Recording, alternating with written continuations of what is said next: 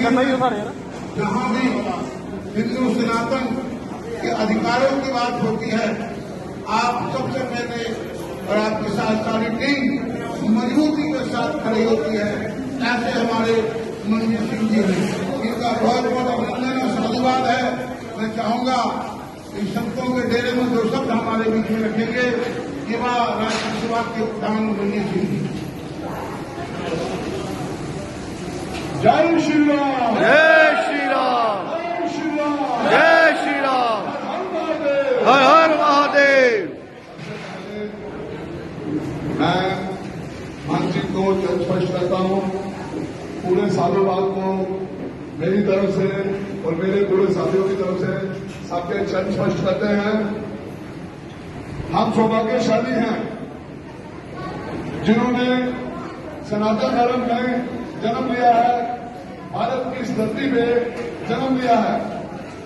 और ये जो सनातन की धरती, हमारा भारत, हिंदुस्तान, हमारा इंडिया, ये एक ऐसी पवित्र धरती है जिसमें हजारों सालों से आप जैसे महापुरुषों ने तपस्या की, इसको शुद्ध किया, जिसके हम अधीन हैं। हम कभी भी जब तक जीवित रहेंगे, जब तक ये संसार रहेगा, साधुवाद का हमेशा धन्यवाद किया जाएगा, उनको प्रणाम किया जाएगा और उनको पूजा जाएगा। इससे बड़ी बात, बहुत सारी विदेशी ताकतें हमारे सनातन के खिलाफ अलग अलग तरीके से जंग को छड़े हुए हैं, लेकिन सर हमें विश्वास है जब तक आप जैसे महापुरुष साधुवाद इस देश में है, आप लोगों ने आशीर्वाद बना रखा है, तब तक इस भारत में कोई उंगली नहीं उठा सकता, आंख उठा के नहीं देख सकता। और ये सारा श्रेय आप लोगों को चल रहा है। जब भी भारत में बात आएगी, आपने पिछले दिनों में भी देखा कि कुछ विद्यार्थी जो है अपनी मांगों को लेके जंतर मंतर का धरना लगाए हुए थे। हर एक को भारत में अपनी आवाज रखने का जिम्मेवारी और हक है, लेकिन उसमें जब कोई विरोधी ताकतें बीच में आ जाती हैं, तो हम लोग अगर उन ताकतों का सामना न कर सके, अपने भारत को वहां पर जब गाली निकाली जाती है, हम उसकी आवाज न उठाएं, तो हमसे कायर कोई नहीं होगा। इसलिए जब भी बात हमारे भारत की, हमारे साधुवाद की आएगी, मैं एक क्षत्रिय होने के नाते ये वादा करता हूं, हमारा सर कट जाएगा, लेकिन तब हम अपने सनातन को और अपने हिंदुत्व का नाम कभी भी नहीं झुकने देंगे। जय श्री राम। बाकी जम्मू कश्मीर में हमारे प्रशासन के द्वारा, साधु समाज के, हमारे मान जी के द्वारा जितना भी नगर व्यवस्था की जाती है और जो लोग उसमें योगदान देते हैं, हम उनका भी शुक्रिया अदा करते हैं। लेकिन जब कहीं ना कहीं जो कमियां हैं वो हमें आज भी नजर आती हैं। हम उम्मीद करेंगे हम सब मिलकर इन कमियों को दूर करेंगे और जो हमारे यात्रु भगवान का रूप है, जिस घर में साधु नहीं आएगा, जिस शहर में साधु नहीं आएगा, वो धरती पवित्र नहीं हो सकती। इसलिए साधुवाद का सम्मान करना हमारे जम्मू वासियों का कर्तव्य है। और इस यात्रा में जितने भी श्रद्धालु आए हैं, हम जितनी सेवा उनकी कर सके हमें उतनी करनी चाहिए। और मुझे लग रहा है कि महाराज से ज्यादा सेवा कोई नहीं कर रहा, इसलिए मैं कहूंगा एक बार महाराज के लिए भी जय सारे बोलेंगे। बोलो महंत महाराज की जय।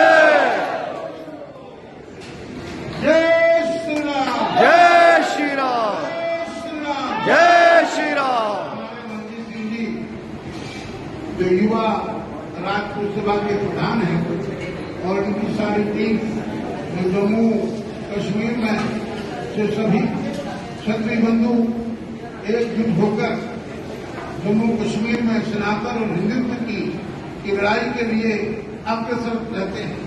हमारी जम्मू कश्मीर की जो सांस्कृतिक रीति रिवाज है वो खंडित ना हो, उन पर कोई आघात करता है, हमारी परंपराओं का कोई आघात करता है, मंजीत सिंह जी और युवा राज्यसभा सबसे आगे आकर खड़ी रहती है। मैं इनका बहुत बहुत अभिनंदन और साधुवाद करता हूँ।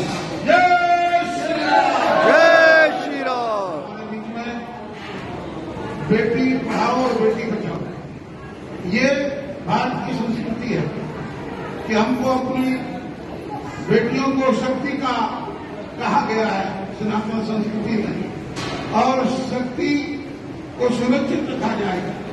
बेटी को पढ़ाना भी है और हम अपनी बहू बेटियों की रक्षा के लिए भी आगे होने चाहिए। ऐसे हमारे ऋतिका ट्रेन भी हमारे बीच में है, जो पूरी जम्मू कश्मीर में हर क्षेत्र में अपनी सेवाएं दे रही है। मैं चाहूंगा 2 शब्द रखें और हम लंगर शुरू करते हैं। ऋतिका ट्रेन जी।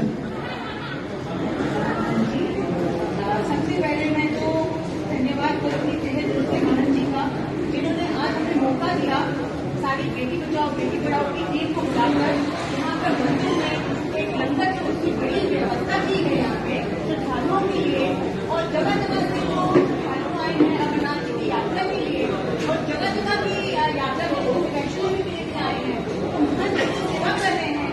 देखने को आज मिला इतनी अच्छी सेवा।